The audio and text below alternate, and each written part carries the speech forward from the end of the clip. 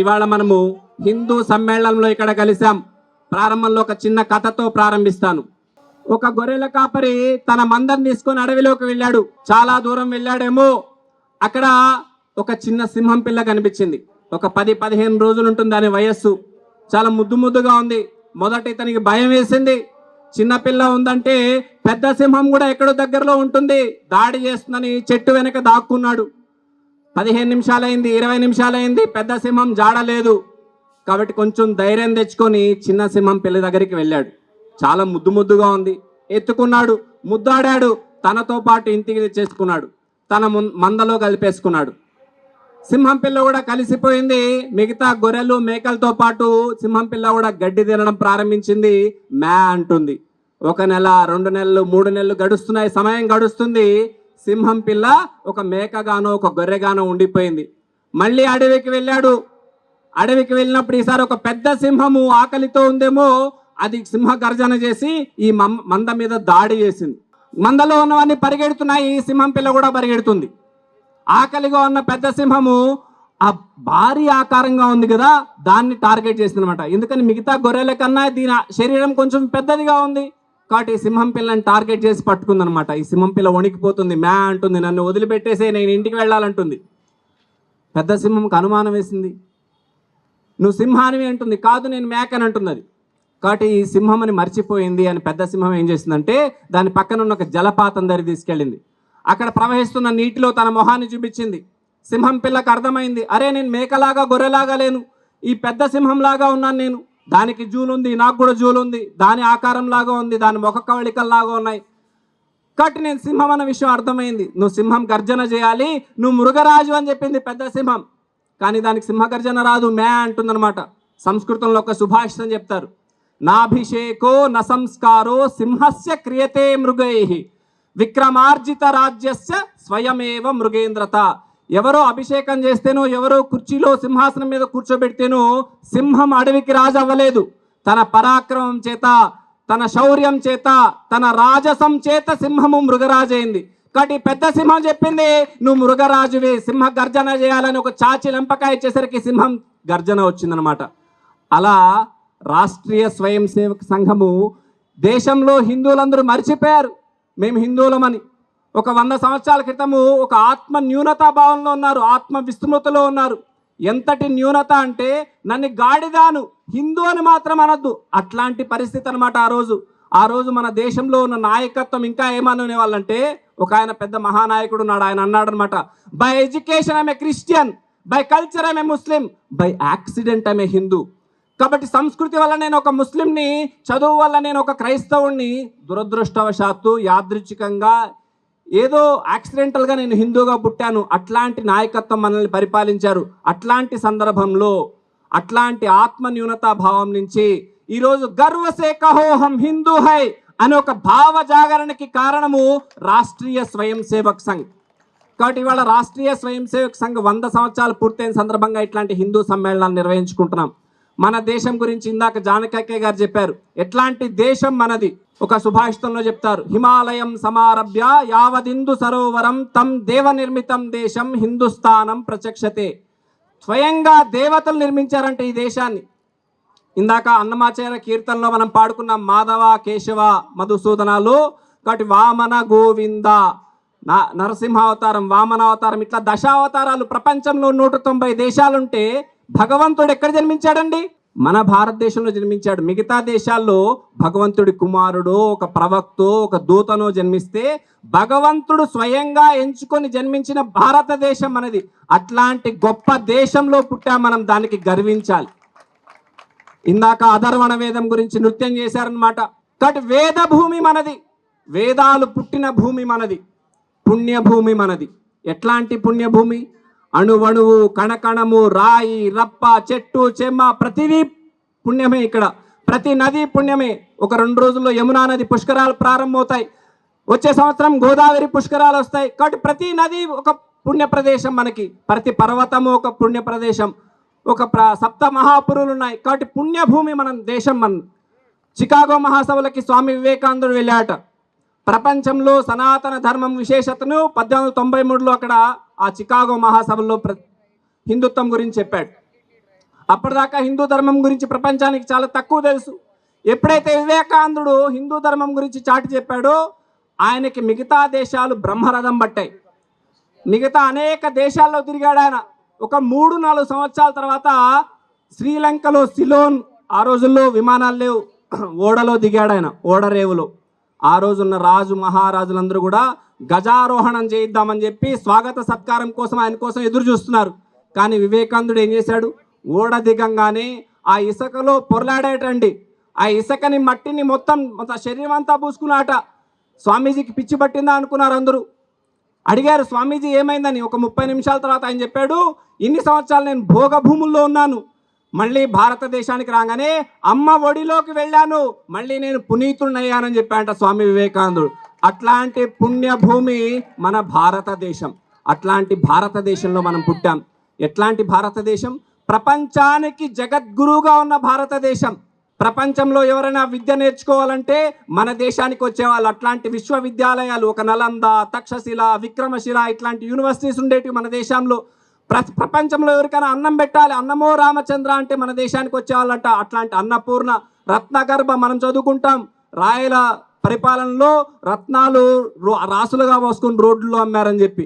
అట్లాంటి రత్నగర్భ అన్నపూర్ణ మన దేశము. కేవలం జ్ఞానం మాత్రమే కాదు, వీరభోజ్య వసుంధర.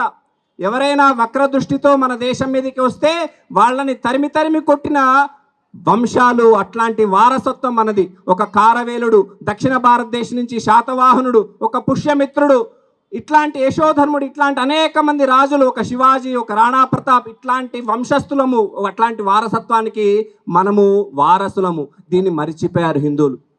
అనేక జాతులు మన మీద దాడి చేసినప్పుడు మన సమాజంలో కొన్ని లోపాలు ప్రవేశించాయి. హిందువు నేను ఒక్కడే అనుకోవడం ప్రారంభించాడు. ఆత్మ విస్మృతికి, ఆత్మ న్యూనతకి లోనయ్యాడు.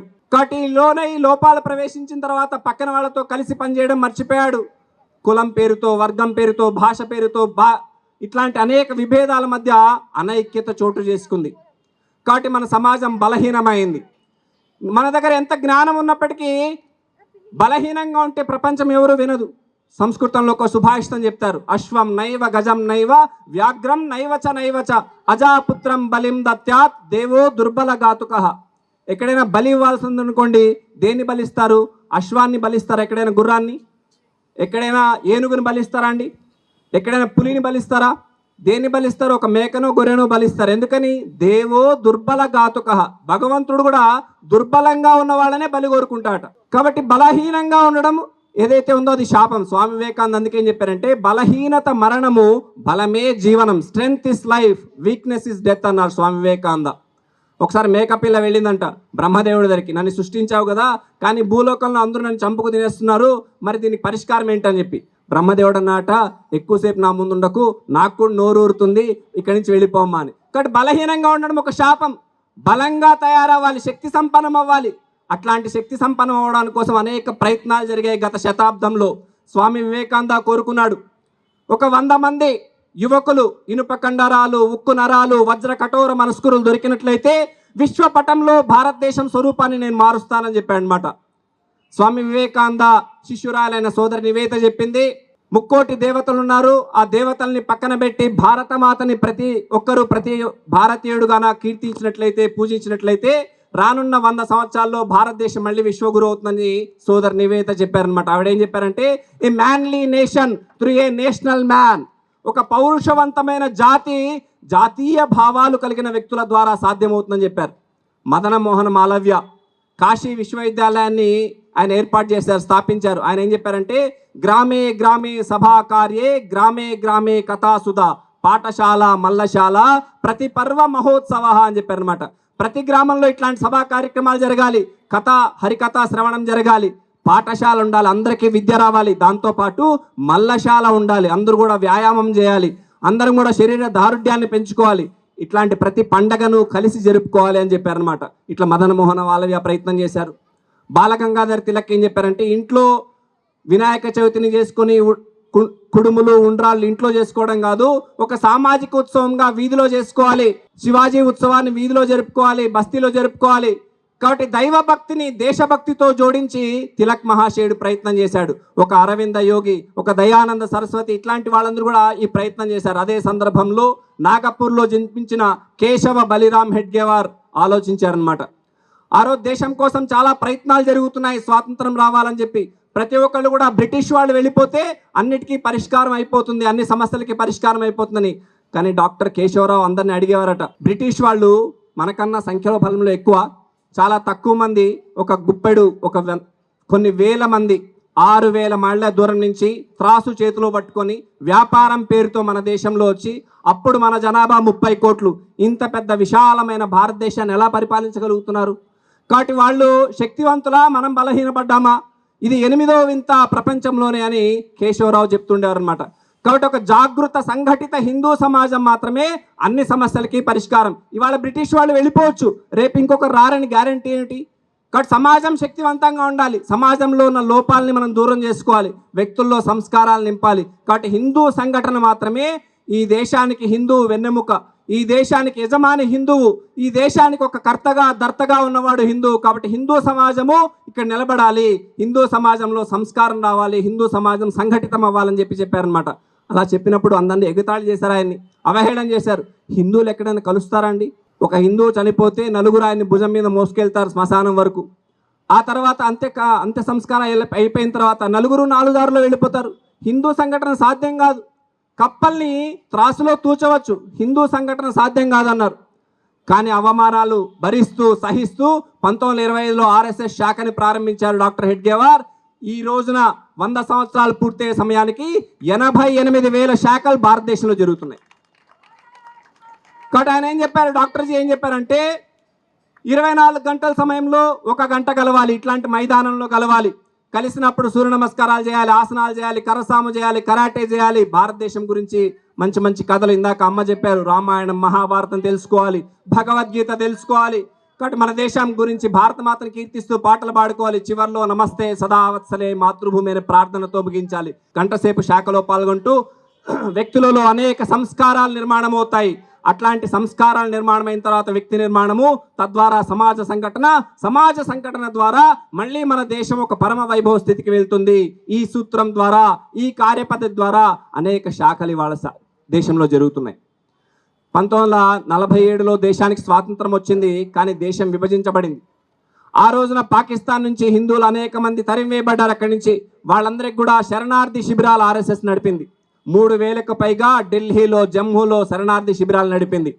అట్లాగే 1962లో యుద్ధం వచ్చినప్పుడు ఢిల్లీలో చాలామంది స్వయం సేవకులు సైన్యానికి సహాయం చేశారు, ఢిల్లీ ట్రాఫిక్ని కంట్రోల్ చేశారు. ఆ రోజున మిలిటరీ వాళ్ళు పిలుపునిచ్చారనమాట, రక్తం కావాలని చెప్పి. కాబట్టి రక్తదాన శిబిరాలు నిర్వహిస్తే అనేక మంది స్వయం సేవకులు క్యూ కట్టారంట. ఇవాళ ఉన్నట్లు బ్లడ్ డొనేషన్కి సంబంధించిన అవేర్నెస్ లేదు ఆ రోజుల్లో. అక్కడున్న మిలిటరీ జనరల్ అడిగారంట, ఇంతమంది ఎట్లా వచ్చారబ్బా ఆర్ఎస్ఎస్ వాళ్ళు రక్తదానం కోసం అని? సైన్యానికి రక్తం అవసరం ఉంది, రక్తదానం చేయడం కోసం వచ్చారు. అక్కడున్న కార్యవా చెప్పారంట, మేము శాఖల్లో ఆటలాడుతుంటామండి, ఆటలాడినప్పుడు నినాదం ఇస్తుంటాం ఉత్సాహం కోసం. ఏం నినాదం ఇస్తాం? జాన్ బి దేంగే ఖూన్ బి దేంగే దేశ్ కే మిట్టి కభీ న దేంగే అని నినాదం ఇస్తాం. ఆ నినాదము గాల్లో కలిసిపోలేదు, మా రక్తంలో కలిసిపోయింది, మా శరీరంలో కలిసిపోయింది. అందుకే స్వయం సేవకులు వచ్చారని చెప్పారు. స్వయం సేవకులు ఆ రోజు ప్రదర్శించిన సేవాభావానికి, అనేక కార్యక్రమాలకి అప్పటి ప్రధానమంత్రి 1963లో జరిగిన రిపబ్లిక్ డే పెరేడ్కి రాష్ట్రీయ స్వయం సేవక సంఘాన్ని ఆహ్వానించారు. 3,000 మంది గణవేషధారి స్వయం సేవకులు ఆ రిపబ్లిక్ డే పెరేడ్లో పాల్గొన్నారు. ఇట్లాంటి అనేక సందర్భాల్లో సంఘ స్వయం సేవకులు పాల్గొన్నారు. 1975లో అప్పటి ప్రధానమంత్రి ప్రజాస్వామ్యాన్ని అంతం చేస్తూ ఎమర్జెన్సీ విధించారనమాట. ప్రతి రాజకీయ పార్టీలో నాయకులందరినీ జైళ్లలో పెట్టారు, స్వచ్ఛంద సేవా సంస్థల్ని రద్దు చేశారు, సంఘాన్ని నిషేధించారు. మళ్ళీ ప్రజాస్వామ్యాన్ని మళ్ళీ తీసుకుని రావడం కోసం, పునరుద్ధరించడం కోసము రాష్ట్రీయ స్వయం సేవక సంఘ స్వయం సేవకులు 77,000 మంది ఆ రోజున సత్యాగ్రహం చేసి జైళ్లకు వెళ్ళి మళ్ళీ 1977లో ప్రజాస్వామ్యం ప్రతిష్ఠించబడింది. కాబట్టి దీనికి స్వయం సేవకులు కారణం అన్నమాట. 500 సంవత్సరాల క్రితం ఒక విదేశీ దురాక్రమణదారుడు మర్యాద పురుషోత్తముడైన రామ మందిరాన్ని ధ్వంసం చేస్తే 1980 దశకంలో విశ్వ హిందూ పరిషత్ రాష్ట్రీయ స్వయం సేవక్ నేతృత్వంలో అనేక కార్యక్రమాలు జరిగాయి. రామశిల, రామజ్యోతి, కరసేవ ఇట్లాంటి కార్యక్రమాలతో జరిగి మొన్న ఈ మధ్య ఒక 3 సంవత్సరాల క్రితం నిధి సేకరణ జరిగి అయోధ్యలో ఒక భవ్యమైన రామ మందిరం నిర్మాణం చేసుకున్నాము, రామ్ లలాని ప్రతిష్ఠించుకున్నాము. దానికి కారణం రాష్ట్రీయ స్వయం సేవక్ సంఘ్. వైఎస్ఆర్ రాజశేఖర రెడ్డి తిరుమల కొండ 7 కొండలు కావు 2 కొండలను జీవో చేసినప్పుడు మళ్ళీ రాష్ట్రీయ స్వయం సేవక్ సంఘ్ పెద్ద ఉద్యమం చేసింది. కరుణానిధి ప్రభుత్వం అయోధ్య లంకకి వారధి నిర్మించిన రాముడు ఆ రామసేతుని ధ్వంసం చేస్తూ షిప్పింగ్ కెనాల్ ప్రాజెక్ట్ని అనుమతించినప్పుడు మళ్ళీ స్వయం సేవకులు పెద్ద ఉద్యమం చేసి సంఘ చేపట్టిన ఉద్యమం కారణంగా షిప్పింగ్ కెనాల్ ప్రాజెక్ట్ని నిలిపివేయాల్సి వచ్చింది. ఇట్లా ప్రతి సందర్భంలో ప్రతి ఉద్యమంలో సంఘము హిందూ ధర్మం కోసం దేశం కోసం నిలబడింది. ఇంత మాత్రమే కాదు, ప్రకృతి ప్రకోపాలు వచ్చినప్పుడు, భూకంపాలు వచ్చినప్పుడు, వరదలు వచ్చినప్పుడు, మొన్న సునామీ వచ్చినప్పుడు, కరోనా వచ్చినప్పుడు స్వయం సేవకులు సేవాభావంతో ముందుకు వెళ్ళారు. దీనికి కారణం ఏమిటి? సంఘ శాఖలో కులం లేదు, వర్గం లేదు, ప్రాంతం లేదు, భాష లేదు. మనందరి తల్లి భారతమాత. ఎప్పుడైతే మనందరి తల్లి భారతమాత అనుకున్నామో మనందరం కూడా అన్నదమ్ములము, అక్క చెల్లెలము. మన మధ్య ఒక సంబంధం ఉంది, రక్త సంబంధం ఉంది. కాబట్టి ఈ రక్త సంబంధంతో ఈ సేవా కార్యక్రమాలకు స్వయం సేవకులు ముందుకు వెళ్తున్నారు. 1977లో దివిసీమలో ఉప్పన వచ్చింది కృష్ణా జిల్లాలో. సముద్రం ఒక 20 అడుగులు ఎత్తు లేచి అక్కడున్న చుట్టుపక్కల ఉన్న గ్రామాలన్నీ తుడిచిపెట్టుకుపోయాయి. ఒక 10,000 మంది చనిపోయారు. లక్షల్లో ఆ రోజున పశువులన్నీ కూడా సంహరించబడ్డాయి. ఆ సందర్భంలో ప్రభుత్వం రాలేదు, సైన్యం రాలేదు, పోలీసులు రాలేదు, యంత్రాంగం రాలేదు. మళ్ళీ స్వయం సేవకులు వచ్చారు. స్వయం సేవకులు వెళ్ళి సేవా కార్యక్రమం నిర్వహించారనమాట. సర్వోదయ నాయకుడు ప్రభాకర్జీ ఆయన చెప్తారు, ఆర్ఎస్ఎస్ అంటే రెడీ ఫార్ సెల్ఫ్లెస్ సర్వీస్ అని చెప్పారనమాట. కానీ స్వయం సేవకులు ఆ విధంగా అనేక సేవా కార్యక్రమాల్లో ఈ రోజు దేశవ్యాప్తంగా 1,00,000కు పైగా సేవా కార్యక్రమాలు జరుపుతున్నారనమాట. కానీ సంఘంలో అందుకున్న సంస్కారాల కారణంగా ప్రతి జీవన రంగంలో ఇవాళ మార్పు కోసము, వ్యవస్థ పరివర్తన కోసము, సమాజ పరివర్తన కోసం అనేక సంస్థలు పనిచేస్తున్నాయి. కార్మిక క్షేత్రంలో భారతీయ మజ్దూర్ సంఘ్, రైతుల కోసం భారతీయ కిసాన్ సంఘ్, విద్యా క్షేత్రంలో విద్యాభారతి, విద్యార్థుల కోసం అఖిల భారత విద్యార్థి పరిషత్, కాబట్టి వనవాసుల్లో వనవాసి కళ్యాణాశ్రమం, ఇట్లాంటి అనేక సంస్థలు పనిచేస్తున్నాయి. ఈ సంస్థలన్నిటికీ ఒకే మూల మంత్రం ఏమిటంటే nation first, family next, self last. కాబట్టి మొట్టమొదట దేశము, తర్వాత కుటుంబము, చిట్ట చివర నేను. ఈ ధ్యేయవాక్యంతో అనేక సంస్థలు పనిచేస్తున్నాయి. ఇవాళ మనమందరం కలిసాము ఇక్కడ హిందూ సమ్మేళనంలో. ఎందుకు కలిసాము? ఆర్ఎస్ఎస్ 100 సంవత్సరాలు ఉత్సవాలు జరుపుకోవడం మాత్రమే కాదు దీని ప్రధానమైన ఉద్దేశం. ఒక 20 సంవత్సరాల తర్వాత భారతదేశానికి స్వాతంత్రం వచ్చి 100 సంవత్సరాలు పూర్తవుతుంది 2047కి. కాబట్టి 2047కి ఒక వికసిత భారతం ఉండాలి. మళ్ళీ భారతదేశం ఒక జగద్గురు స్థానానికి వెళ్ళాలి. ఒక 1000 సంవత్సరాల ముందు ఆర్థిక వ్యవస్థలో చూసుకున్నట్లయితే భారతదేశం యొక్క కాంట్రిబ్యూషన్ 42%. కానీ ఈ రోజుకి తగ్గిపోయిందనమాట. ఎందుకని 1000 సంవత్సరాల పాటు మనం పరాయి పాలనలో ఉన్నాం. కాబట్టి మళ్ళీ భారతదేశం ఒక అగ్రగామి దేశంగా వెళ్ళాలి. కేవలం ఆర్థిక రంగంలోనే కాక ఆధ్యాత్మిక రంగంలో కూడా ప్రపంచానికి శాంతిని ప్రసాదించగలదంటే అది భారతదేశం మాత్రమే. ప్రపంచానికి మొత్తానికి కూడా మార్గదర్శనం చేసే స్థాయికి 2047కి జరగాలి. మరి జరగాలంటే మనందరం సంకల్పం చేయాలి.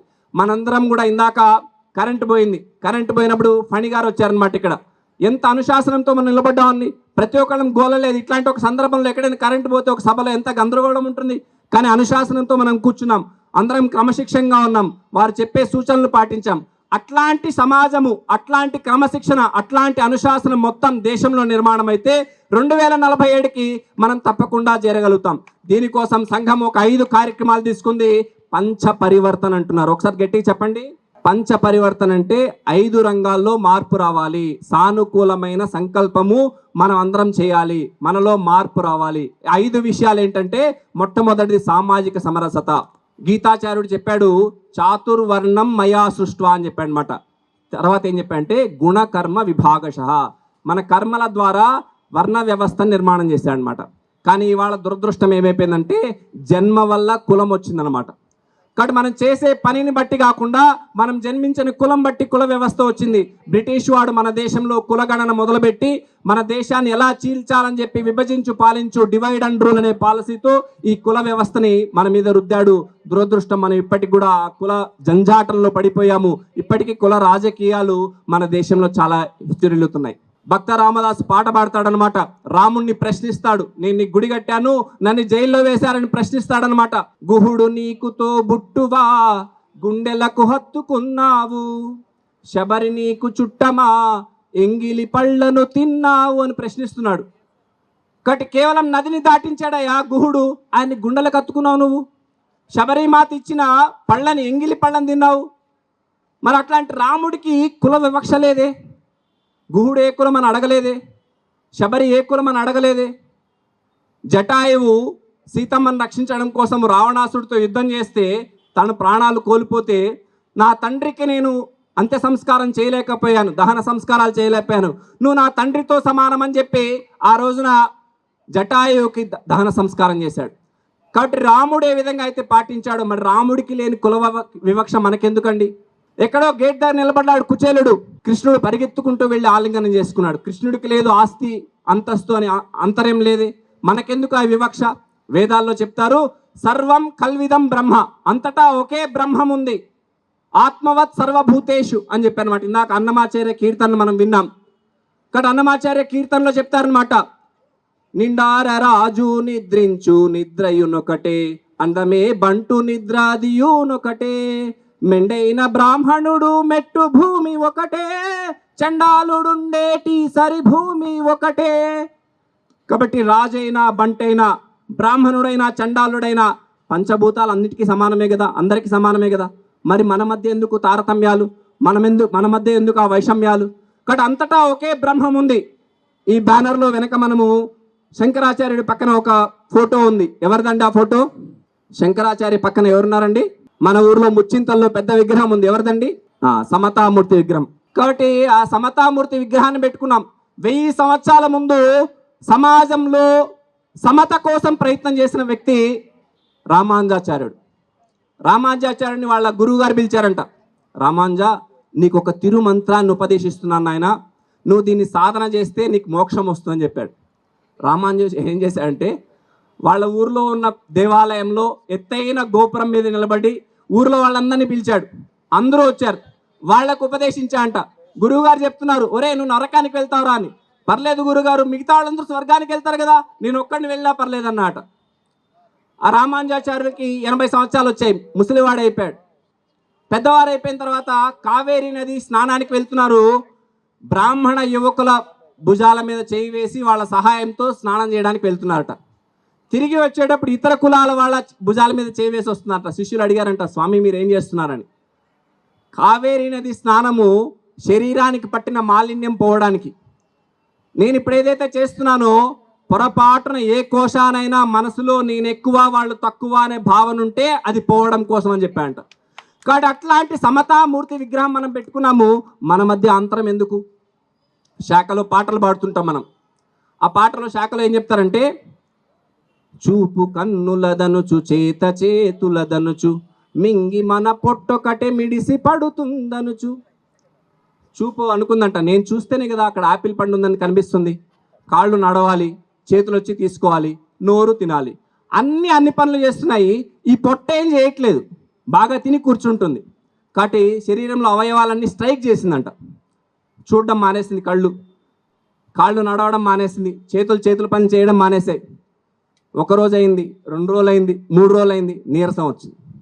కాబట్టి ప్రతి అవయవానికి ఒక పని ఉంది, ఒక అస్తిత్వం ఉంది. అన్నీ కలిస్తేనే విడగొడితే బ్రతుకంత వెతలతో నిండురా, కలబోయే జీవమై కణకణము నిండితే బ్రతుకు సుఖమయ్యేనురా, బంగారు కలలన్నీ పండేనురా. ఇది పాట. కాబట్టి శక్తి రావాలంటే అవయవాలన్నీ కలిసి పనిచేయాలి. చేతి వేళ్ళు ఉన్నాయి, 5 వేళ్ళు సమానంగా ఉన్నాయండి? లేవు. వేటికి వాటికే దాని అస్తిత్వం ఉంది, దాని ఉనికి ఉంది. కానీ 5 వేళ్ళు సమానంగా ఉండాలనుకున్నా అనుకోండి, ఏ పని మనం చేయలేం. 5 వేళ్ళు విడివిడిగా ఉండి కలిస్తేనే పిడికిలవుతుంది, కలిస్తేనే ఒక ముద్ద మనం లోపలికి తినగలుగుతాం. అందుకే అక్కడ ధ్యేయవాక్యం రాశారు, గడప లోపల మన కులం ఉండాలి. ఎక్కడి వరకు ఉండాలి మన కులం కట్టుబాటు? గడప లోపల వరకే. గడప బయట వస్తే మనందరం కూడా హిందువులము, ఈ స్పృహ మనకు ఉండాలి. కాబట్టి ఏదైనా ఉత్సవం జరుగుతుంది అందరం కలిసి చేసుకోవాలి, ఏదైనా వ్రతం జరుగుతుంది సామూహిక సత్యనారాయణ స్వామి వ్రతం చేసుకోవాలి, అట్లాంటి ప్రయత్నం చేయాలి. కాబట్టి మొట్టమొదటిది సామాజిక సమరసత, రెండోది పర్యావరణాన్ని పరిరక్షించుకోవాలి. చూడండి ఎంత వేడిలో కూర్చున్నాం మనం. గత వారంలో చూసాం మనం ఎంత ఉష్ణోగ్రతలు ఎలా ఉన్నాయి. 46, 47, మన తెలంగాణలో 48 వరకు కూడా రీచ్ అయ్యాం. పర్యావరణ శాస్త్రవేత్తలు చెప్తున్నారు 50, 52 ఎన్నో రోజులు దగ్గరలో లేదు, అలా మాడిపోతుందని చెప్పి. మరి దీనికి కారణం ఎవరు? మనమే కదా. వేదాల్లో చెప్పారు మాతా భూమి పుత్రోహం పృథివ్యాహ అని. కాబట్టి ఈ భూమి మన తల్లి అని. మన తల్లిని మనం ఏం చేస్తున్నాం?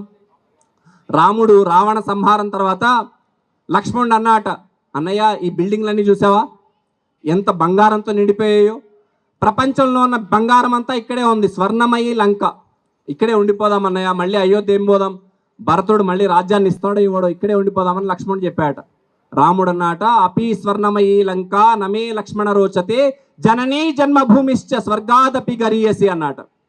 ఓ లక్ష్మణ, ఈ లంక స్వర్ణమయమైనప్పటికీ మన కన్న తల్లి మన జన్మభూమి స్వర్గం కన్నా ఎక్కువ అని చెప్పాడు అనమాట రాముడు. ఆ సుభాషితాన్ని ప్రేరణ తీసుకొని ఒక సినీ కవి ఒక పాట రాశాడు. ఆ పాటలో ఉంటుందన్నమాట, ఆ తల్లి మోసేది నవమాసమేరా, ఈ తల్లి మోయాలి కడవరకురా, కట్టే కాలే వరకురా, ఆ రుణం తల కొరివితో తీరేనురా, ఈ రుణం ఏ రూపాన తీరునురా అని. కాబట్టి తల్లి జన్మనిచ్చింది మనకి, తల కొరివితో ఆమె రుణం తీరిపోతుందట. మరి ఈ భూమి మీద మనము పుట్టినప్పటి నుంచి చివరి వరకు ఆమె మీదే నడుస్తున్నాము, పరిగెడుతున్నాము, ఇల్లు కట్టుకుంటున్నాము, అన్ని పనులు చేస్తున్నాము, మలమూత్రాలు విసర్జిస్తున్నాము. చివరికి చనిపోయిన తర్వాత పూడ్చినా కాల్చినా మళ్ళీ తనలోనే కలిపేసుకుంటుంది కదా. మరి ఈ మాతృభూమి రుణం ఎలా తీర్చుకోవాలి? రోజు ఉదయాన్నే లేవంగానే సముద్ర వసనే దేవి పర్వతస్థన మండలే విష్ణుపత్ని నమస్తుభ్యం పాదస్పర్శం సమస్వమే అని చెప్తాం అనమాట. విష్ణుమూర్తికి 2 భార్యలట, శ్రీదేవి భూదేవి. కాబట్టి ఈ భూమాతని అమ్మా నా కాలు నీ మీద మోపుతాను క్షమించని చెప్పి మన దైనందిన జీవితాన్ని ప్రారంభిస్తున్నామే. మరి అట్లాంటి మన జీవితంలో ఈ భూమిని ఎలా చూస్తున్నాం? రసాయనాలు వేసి గుల్ల చేసేస్తున్నాం కదా. కలుషితం చేస్తున్నామా లేదా? నీటిని కలుషితం చేస్తున్నాము, గాలిని కలుషితం చేస్తున్నాము. ఇవాళ మొత్తం కాలుష్యానికి కారకులు ఎవరు? మనమే కదా. కాబట్టి కాలుష్యాన్ని నివారించాలి. కాబట్టి 3 సూత్రాలు చెప్పారు. మొట్టమొదటిది జలాన్ని సంరక్షణ చేయాలి, పొదుపు చేయాలి, నీటిని సంరక్షించాలి. ఇంటికి బంధువులు వచ్చారు, స్నేహితులు వచ్చారు, గ్లాస్ నిండా నీళ్ళు ఇస్తాం. ఆయనకు దాహం ఉందో లేదో ఆయన సగం దాసి పక్కన పెట్టేస్తాడు. ఇట్లా 140 కోట్ల మంది ఒక సగం గ్లాస్ పక్కన పెట్టారనుకోండి, ఎన్ని లక్షల గ్యాలన్లు నీళ్లు వృధా అయిపోతుంది. సగం గ్లాసే ఇవాళ ఇంటికి ఎవరైనా వస్తే మళ్ళీ దాహం ఉంటే ఆయన అడుగుతారు, ఇంకో సగం ఇవ్వచ్చు కదా. అట్లా చిన్న చిన్న పనులు. పళ్ళు తోముకుంటుంటాడు, ట్యాప్ వదిలేస్తారనమాట, ట్యాప్ నీళ్ళు పోతూ ఉంటాయి అనమాట. కాబట్టి గాలి కూడా కలుషితం అయిపోయింది. ఇంటికి ప్లాస్టిక్ వస్తుందన్నమాట. బజార్కి వెళ్తాము, ప్లాస్టిక్ సంచిలో ఏదో తెచ్చుకుంటాం. కానీ ఒక 20 సంవత్సరాలు వెళ్లే ముందు మనం చేతి సంచి తీసుకెళ్లే వాళ్ళం కదా. కాబట్టి ఎందుకు మనం అలవాటు చేసుకోకూడదు? ఇవాళ ప్లాస్టిక్ వల్ల ఆ సింగిల్ యూసేజ్ ప్లాస్టిక్ భూమిలో కరగదు. దానివల్ల అనేక ఇవాళ రోగాలు పెరిగిపోయాయి. క్యాన్సర్ ఒక 50 సంవత్సరాల క్రితం 100 సంవత్సరాల ముందు క్యాన్సర్ ఉందా అండి? ఎందుకు ఇవాళ క్యాన్సర్ వస్తుంది? వేడి దానిలో ప్లాస్టిక్లో ప్యాక్ చేస్తున్నారు, దానిలో ప్లాస్టిక్లో కరిగి మన శరీరంలో ప్రవేశిస్తోంది. సముద్రంలో ప్లాస్టిక్ కరగట్లేదు, సముద్రాన్ని తయారు చేసే ఉప్పులో ప్లాస్టిక్లో క్యాన్సర్ కణాలు జోడింపబడుతున్నాయి, మన శరీరంలో జోడించబడుతున్నాయి. కాబట్టి ఆరోగ్యాన్ని మనం ఎలా సంరక్షించుకోవాలి? కాబట్టి ఆస్తులు కూడా పెడుతున్నాము, మన తరువాత తరానికి ఆరోగ్యకరమైన వాతావరణం ఇవ్వగలుగుతున్నామా లేదా? మహాత్మా గాంధీ అన్నారనమాట, nature can serve your needs but not your greeds అని చెప్పారనమాట. కాబట్టి ప్రకృతి మనకు ఏదైతే అవసరాలు ఉన్నాయో వాటిని ఇవ్వగలుగుతుంది. మన కోరికలు మన అత్యాశలకి ప్రకృతి ఇవ్వలేదు. కాబట్టి ప్రకృతిని పోషించాలి, శోషించకూడదని చెప్పారు మహాత్మా గాంధీ. కాబట్టి ఇవాళ ప్రకృతిని మనం పోషించాలి. మా అమ్మ అంటే మాకు ఇష్టం అన్న వాళ్ళు చేయొద్దండి. మా అమ్మ అంటే మాకు ఇష్టం, అందరూ చేయొత్తారు సుమారుగా. కాబట్టి అమ్మ పేరు మీద ప్రతి సంవత్సరం అమ్మ పుట్టినరోజునో అమ్మ తిథి రోజునో నేను ఒక మొక్క నాటుతాను, దాన్ని సంరక్షిస్తాను అని సంకల్పం చేయగలుగుతామా? ఎందుకంటే ఇవాళ ఆక్సిజన్ పెరగాలంటే సుమారు 500 కోట్ల చెట్లు నాటాలంట. కాబట్టి అట్లాంటి ఒక పరిస్థితి ఉంది. కాబట్టి మనందరం ప్రయత్నం చేయగలుగుతామా, సంకల్పం చేయగలుగుతామా? రెండోది ఏంటంటే పర్యావరణాన్ని పరిరక్షించుకోవాలి. కాబట్టి ఇవాళ కూడా నేను ఇందాక చెప్తున్నాను అనమాట వాసనతో, ఇక్కడ కూడా ప్లాస్టిక్ గ్లాసులు ఇస్తున్నారు అనమాట. ప్లాస్టిక్ వాడకం తగ్గించాలి. చాలా చోట్ల హిందూ సమ్మేళనాల్లో స్టీల్ గ్లాసులు స్టీల్ ప్లేట్లో పెడుతున్నారు, చాలా చోట్ల స్టీల్ బ్యాంక్ని ఏర్పాటు చేసుకున్నారు అనమాట. ఇట్లాంటి బస్తీ హిందూ సమ్మేళనాల్లో ఈ మధ్య కుంభమేళా జరిగింది. ఎవరన్నా వెళ్ళారండి గత సంవత్సరం కుంభమేళాకి? చాలా మంది వెళ్ళారు. ఆ కుంభమేళాలో 60 కోట్ల మంది వెళ్ళారంటండి. అక్కడ దేవుడు లేడు, ప్రతిమ లేదు, గుడి లేదు, కేవలం ఒక నది ప్రవహిస్తుంది, వెళ్ళి స్నానం చేసి రావాలి. ఎంతమంది వెళ్ళారు? 60 కోట్ల మంది మన దేశం నుంచి వెళ్ళారనమాట. ఆ కుంభమేళాలో ప్లాస్టిక్ నివారణ కోసం సంఘము ఏం ప్రయత్నం చేసిందంటే ఏక్ తైలి ఏక్ తాలా, ప్రతి ఒక్కరి నుంచి ఆ విధంగా 100 రూపాయలు స్వీకరించి ఒక గుడ్డ సంచి, ఒక స్టీల్ కంచాన్ని ఏర్పాటు చేశారు. ఎందుకంటే చాలా మంది భక్తులు వస్తారు, వాళ్ళ కోసం భోజన వ్యవస్థ చేయడం కోసం అక్కడ అఖాడాలు, ఆశ్రమాలు ఉంటాయి. ఆ వాటింట్లో పంచిపెడితే సుమారు 10 లక్షలకు పైగా అట్లాంటి స్టీల్ ప్లేట్ల వ్యవస్థ చేయడం వల్ల 40,000 టన్నుల ప్లాస్టిక్ వ్యర్థాన్ని నివారించారన్నమాట ఆ కుంభమేళాలో. ఇట్లాంటి చిన్న చిన్న కార్యక్రమాల ద్వారా ఇప్పుడు మల్కాజ్గిరిలో మనం స్టీల్ బ్యాంక్ ఏర్పాటు చేసుకున్నాం అనుకోండి, ఒక 300 స్టీల్ ప్లేట్లు, స్టీల్ గ్లాసులు ఏర్పాటు చేసుకున్నాం అనుకోండి, ఏదైనా ఫంక్షన్ జరిగింది, మనం ఆ స్టీల్ బ్యాంక్ నుంచి తీసుకెళ్తాం. తర్వాత ఏం చేయాలి, దాన్ని శుభ్రం చేసి ఇస్తే సరిపోతుంది. మీకు స్తోమత ఉంది, ఇంకొక 5-10 మనం జోడించి ఇవ్వచ్చు అనమాట. అట్లాంటి స్టీల్ బ్యాంకులు ఏర్పాటు చేసుకోవచ్చు. అవకాశం ఉంది, మిద్దె తోటలు పెంచవచ్చు, సోలార్ ప్యానల్ పెట్టుకోవచ్చు. ఈ మధ్య ప్రధానమంత్రి గారు చెప్తున్నారు ఎలక్ట్రిక్ వెహికల్స్ని వాడండి, పెట్రోల్ డీజిల్ నడిపే బండ్లు వాడకండి అని చెప్పి. ఇట్లాంటివి మనం ప్రయత్నం చేసి పర్యావరణాన్ని పరిరక్షించుకోవాలి. ఇది రెండోది. మూడోది ఏం చెప్పారంటే స్వదేశీ. భగవద్గీతలో శ్రీకృష్ణుడు చెప్పాడు, శ్రేయాన్ స్వధర్మో విగుణః పరధర్మాన్ స్వనుష్ఠితాత్ స్వధర్మే నిధనం శ్రేయ పరధర్మో భయావహ. అంటే ఏంటంటే నీ స్వధర్మంలో కొన్ని విగుణాలు ఉన్నప్పటికీ, కొన్ని లోపాలు ఉన్నప్పటికీ అదే శ్రేయస్కరమైనది.